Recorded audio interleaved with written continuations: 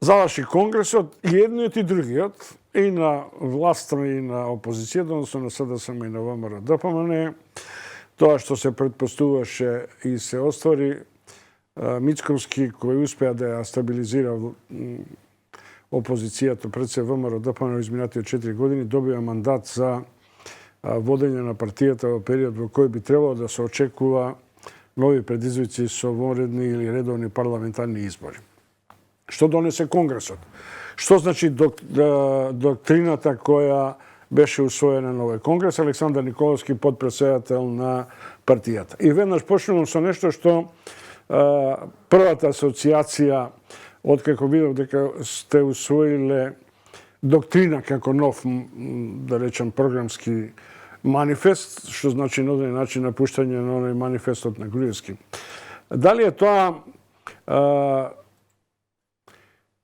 доктрина која е непроменлива категорија, бидејќи кога се зборува за доктрина, се зборува за збир на догми, на сваќање на природи, или немавте друг извор за да го замените со програма. Што претпоставува таа доктрина ваша?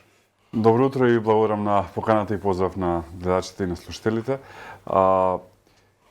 Она што е суштина во тој програмски документ, кој што ќе стане денес и достапен за јавноста, планираме да го преведеме покрај на македонски, да го има и на албански, на германски, на француски и на англиски, како би бил достапен за меѓународната заедница, но исто така и за нашите сограѓани албанци тука во Македонија.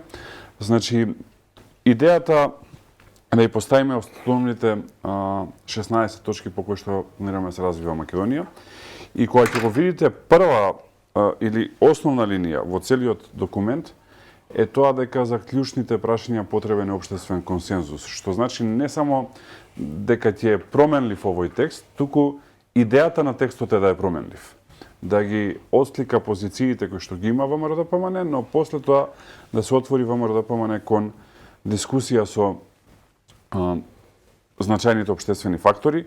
Ние вчера го споменавме тоа и на Конгресот, го кажа и председателот Мицковски кој беше избран, дека планира еден вид на разговори со сите значајни општествени субјекти, затоа што, да земаме една тема која што не мора толку да поларизира, образованието, например, мора да се договориме да направиме една реформа. Имаше, само во блиското минато ќе споменам, да не се враќам на назад. Имаше една реформа популарно наречена по Кембридж, која што одеше со нови учебници и одеше со екстерно тестирање. Дојде оваа влада, отиде со електронски учебници, нити едното до крај беше прифатено, нити другото. Никој никого не консултира, никој никого не прашува.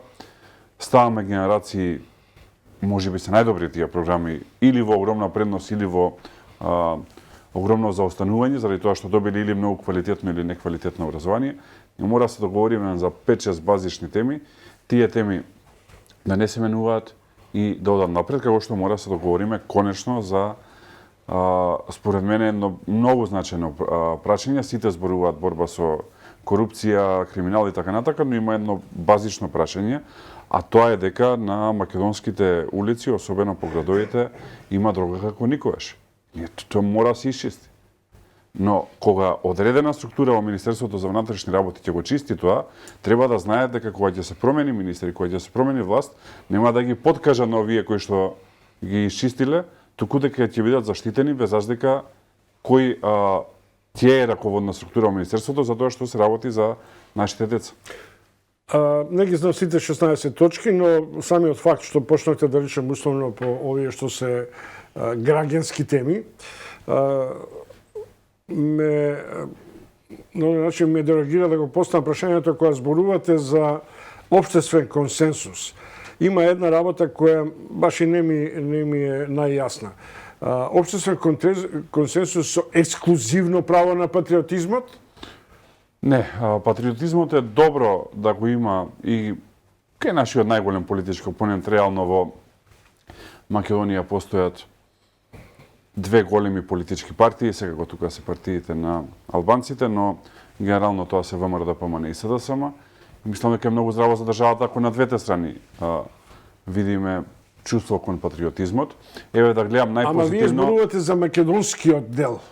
двете големи партии. Патриотизмот дали еднакво и дали вие ќе го сватите еднакво во овој етнички различен дискурс на сваќање на патриотизмот кај албанците, патриотизмот кај македонците, или е тоа лојалност кон државата? Второто, апсолутно. Значи, мора да имаме еден систем каде што ќе има апсолутна лојалност кон државата. Многу процеси станаа неодржливи. Во овие 30 години мислам дека повеќе имаме проблем со тоа како се гледат институциите, отколку што се прави во нив. Ако идејата е да се влезе во институциите, да се искористи што може да се искористи затоа што не се чувствуваат како своји, тогаш работите завршуваат како што завршуваат. Всушност, еве последен пример, а да не е на етничка основа, за да не бидам погрешно сватен, е состојбата со енергетиката.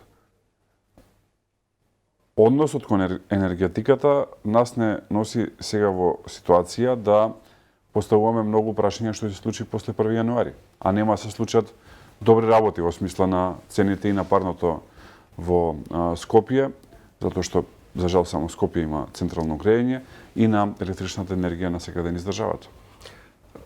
Обично, кога доаѓаме до овие деликатни теми, кој што не направи, меѓу другото не направивме многу во сферата на енергетиката, и вие претходниците и оваа актуелна власт, се доаѓа до сознанието зошто претходниците на оваа власт не направија ништо за енергетиката. Дали имаше потреба, например, да се прават оние скарадни големи проекти 2014, наспроти трите клучни проекти кои и ден денеска стојат нереализирани. Па не, ако во енергетиката се разбира. Ако е прашањето дали е подобро да има објекти за администрација во Скопје, затоа што најчесто за тоа се користат објектите од Скопје 2014, или да има еден развоен проект како Чебрени галиште, апсолутно второто е изборот. И тука тоа се грешки кон кои што мора да гледаме со еден објективен диоптер, како што е факт дека клучното раздвижување во Елем, за жал во краток временски период, колку што беше директор, беше само кога Христијан Мицковски беше директор. Не затоа што е сега председател на партијата, туку можам да набрам 5-6 проекти кои што се реализираа во тој временски период, да имало иста посветеност и претходно и после него, веројатно ние сега зборувавме за друга состојба. Факт е кога ќе речат дека е европски проблем, енергетскиот проблем, но факт е дека има и држави кои што нема да го почувствуваат заради тоа што имаат доволно сопствени капацитети. Се враќам на оваа доктринарна ваша платформа, која мене ми мирисе на еден нов општествен договор. Не се разбира Монтескје, ама некој нов општествен договор во Македонија. Господин Николовски, слушам и читам коментари, доктрина, заедничка платформа и лево и десно. Са тоа малце ми звучи да ги задоволите апетитите на левица и аспирациите на десницата. Зашто вие го напуштате средиштето на Народна и демохристијанска партија? Ако се обидувате да направите некој модел што првата асоциација е на социјалистички сојуз, фронт на сите со сите. Не, не знам сега точно и коректно како е пренесено, но ВМРО не ги задржува основните постулати на Народна, демохристијанска и центар-десна партија. Тоа се трите столба на партијата и ние немаме намера да отстапиме во однос на тој дел. Но и немаме амбиција да го покриеме целиот политички спектар, нити имаме амбиција да бидеме политичка партија која што ќе владее 100 години, како што имаше најави и од мојата политичка партија во минатото, но и од оваа партија која што е сега на власт, или дека сите ќе гласаат за нас. Тоа се едни илузии кои што ги имаме избришено, нити планираме. Само можам да зборувам за најтесното раководство на партијата, цел живот да се занимаваме со политика. Така што тие илузии сме ги избришеле, но исто така мора да сме фери да не ги лажеме луѓето дека во едни услови на една перманентна криза која што започна со политичка криза, продолжи со здравствена, сега за жал има економско-енергетска, ние не можеме да водиме економски политики кои што се идеолошки ориентирани, затоа што едноставно концептите не ви одговараат во услови на криза, туку се водат политики кои што се прилагодуваат на времето и кои што во моментов, според моје мислење, во цела Европа се повеќе леви отколку десни, затоа што има сериозен државен интервенционизам во значаен дел од економиите и предлогот кој што ние го дадовме за решавање на енергетската криза е државен интервенционизам. Не е пазарот како десна категорија сам да си одреди цената, затоа што ако ставиме пазарот сам да ја одреди цената, ти има семејства кои што ќе замрзнуваат зимава, нема може да си ги платат сметките. И тука е почесно да се кажат вака работите, отколку да одиме со чиста демагогија или идеолошки разговори. Меѓу 16 точки за кои морам да признам не сум ги видел. Предполагам дека ќе ги видам. Дали се приоритетите во надворешна политичката ориентација и политика на Македонија? Иако се тие тамо внесени, има ли разлика меѓу Николовски и Мицковски? Кога Мицковски вели проблемот е кај бугарите и начинот на кој вршат пресија, Николовски вели дома треба да се свртиме. Јас знам што ќе ми кажете. Дома треба да си одработиме за европската агенда. Меѓутоа кога 24 часа 21 луѓе имаат таква во финеса, но и диаметрално спротивни становишта, што значи тоа? Па, ќе ми дозволите, досега сум немал можност и намерно не го искоментирав, имаше еден таков текст. Неам намера да... И никогаш не сум го правил тоа. Најчесто не демантирам текстови, освен ако се многу лични, а за тужење на крај памет, иако мене ме носат по судови за клевета. Мислам дека тоа е едно време кое што мора да се надмине, за жал се уште дел го нема надминато. Но да се вратам на основата на прашањето. Кога ќе извадите пола моја реченица и пола реченица на Мицковски, може да се добие тој впечаток, но суштински нас размислувањето ни е исто. Ние сакаме, посакуваме, молиме Македонија утре е денот, да добие датум за почеток на преговори, затоа што граѓаните на држава го заслужуваат тоа години на назад. Тоа е едниот постулат. Вториот, ова што го прави Бугарија е политика на 19 век, не е политика на 21 век и да не сме наивни, нити е случајна таа политика, нити е поврзана со една влада. Се работи за државна стратегија, според мене неодржлива, глупава ако сакате, но е таква и таа е таа државна стратегија која што имаат.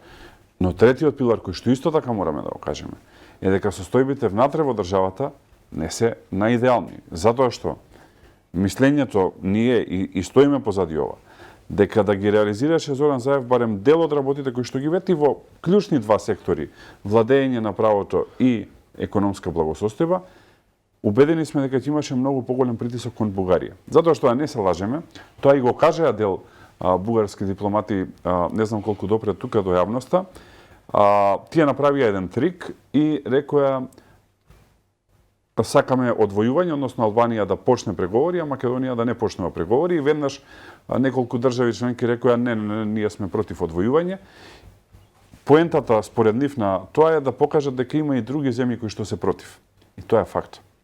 Не е Бугарија единствената која што е против почеток на преговори, но Бугарија е најгласна против почеток на преговори, а другите земји кои што се против се од диаметрално различни причини од оние кои што ги има Бугарија, а се пред се поврзани со системот на владење на правото. Затоа што држава која што требаше да е меѓу 30-тото и 40-тото место по перцепција на корупција, која што кога оваа влада стана влада беше на 60-тото место, сега е на 111-тото.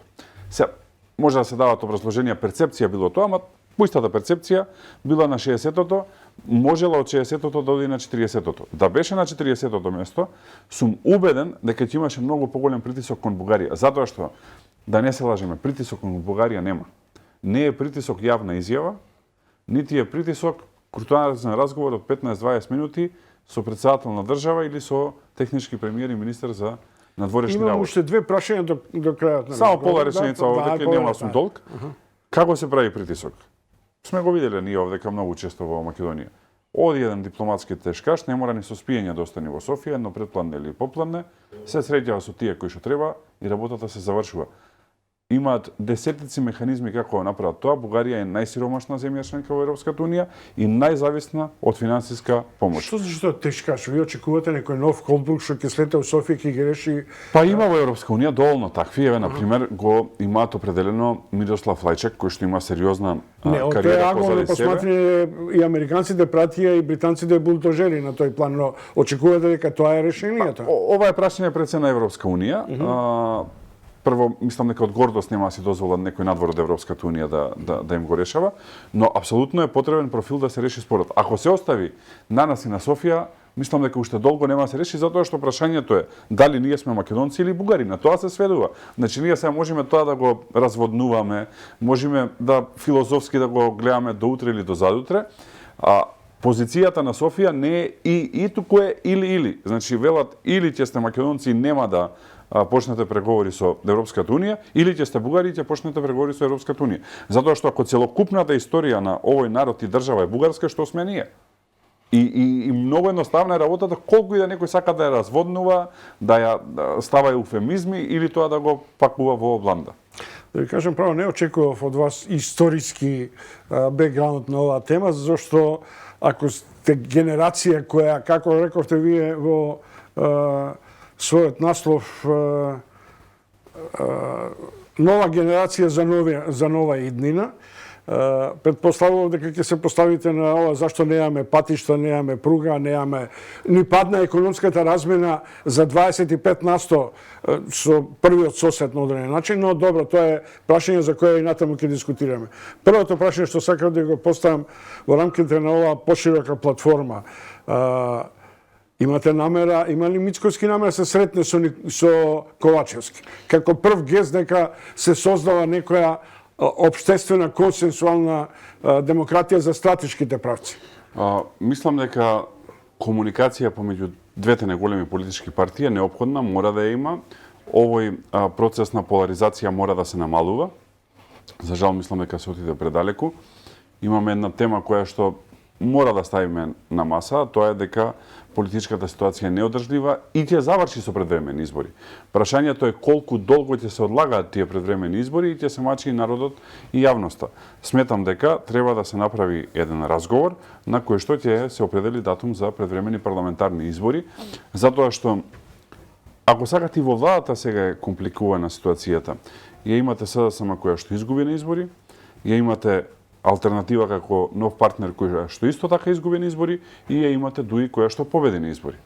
Од другата страна, во опозиција ги имате ВМРО-ДПМН која што победи на избори, БЕСА која што победи на избори, онаму каде што се надпреваруваја, и Алијанса на албанците која што победи на избори таму каде што се надпреваруваја.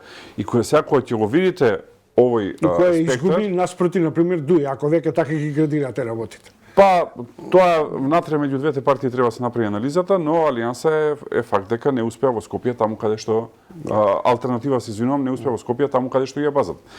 И кога ќе ги видите вака работите, апсолутно е потребен разговор да се реши оваа политичка криза. Ама повторно велите, разговараме за практично техничко прашање, која ќе има избори, воредни или... Суштинско е сега во моментов. Тоа суштинско од вас. Тоа за граѓаните важно. За овие стратешки прашања, дали имате прашање на така наречен општествена, општо... Во однос на стратешките прашања, и пак е на одреден начин поврзано со предвремените парламентарни избори. Прашање бројен кој што треба да се реши во јавноста е дали оваа влада ќе продолжи или не. Добиваме различни информации. Дел велат нема продолжи, дел велат ќе продолжи. Ако не продолжи оваа влада и не се оди на предвремени избори, прашањето на легитимитет на владата се поставува, но исто така е прашањето со кои луѓе, условно кажано, новиот председател на СДСМ би составувал влада. Што ќе биде доктрината во такви услови на ВМРО-ДПМН, ако нема вонредни избори? Ако нема вонредни избори, јас се надевам дека ќе ги има и дека нема да има потреба да одиме на следните чекори. Улицата е секогаш природна средина за опозицијата. Тоа е нешто што го гледаме од соседството па до цела Европа. Добро, ако е тоа решение. И на крај нешто што инаку со Трајко Славевски сакам да го опфатам, што е тоа што сега го либерализирате даночниот систем и враќање на даночната основица од 18%, што е идеја уште од времето на Славевски и претходните Да, тоа е идејата за рамен данок, која што даде во даден временски период, некаде 2007-2008 година, одлични ефекти во условија на тоашна криза која што во Македонија и не се почувствува заради даночното олабавување. Многу држави почнаа да ја следат Македонија, станаа конкуренција, намалилија прво на 15, па и на 10%. Веќе Македонија не е со најнизок данок и сметаме дека треба да се намали на 8%. Прво и второ да се намали основицата за даночно зафаќање, затоа што ова влада на одреден начин го зголеми данокот, иако тој номинално остана ист, на начин што ја зголеми основицата за оданочување. И во суштина на зголемина основица на оданочување, данокот е сега веројатно меѓу 15 и 17%, а не е 10%. Да не земеме темата на Трајко Славски, го чекам на оваа тема. Александар Николовски, подпредседател на ВМРО ДПМН, благодарам што дојдете со прва реакција на Конгресот.